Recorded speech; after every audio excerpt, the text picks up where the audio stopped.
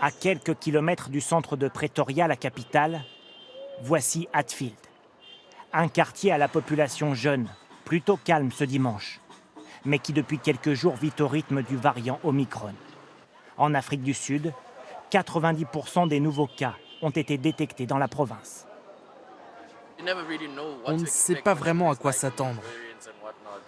La peur, elle vient du fait que l'épidémie reparte et que le virus soit plus fort encore.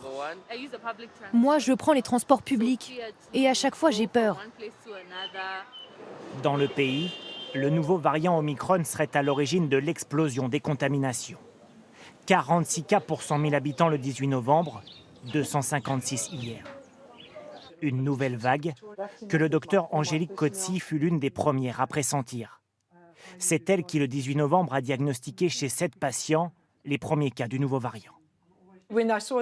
Quand je les ai vus, je me suis dit « Oh non, ça recommence ». Vous devez savoir que pendant environ 10 semaines, on n'avait presque pas vu de cas de Covid. Donc 7 personnes la même journée, ça ne pouvait pas être une coïncidence. Pour la deuxième fois depuis le début de la pandémie, l'Afrique du Sud est le berceau d'un variant extrêmement contagieux. Pour la plupart des scientifiques, l'une des explications résiderait dans le faible taux de vaccination. Seulement 24,1% des Sud-Africains sont vaccinés. Y aura-t-il désormais une prise de conscience? Dans ce centre de vaccination, l'apparition du nouveau variant en a décidé certains. Je pense que les gens se sont relâchés. Et vous savez, nous ne sommes pas en train d'aller vers la 4e vague. Nous y sommes déjà. Imaginez qu'il y a un variant plus virulent que les précédents, ça m'inquiète vraiment.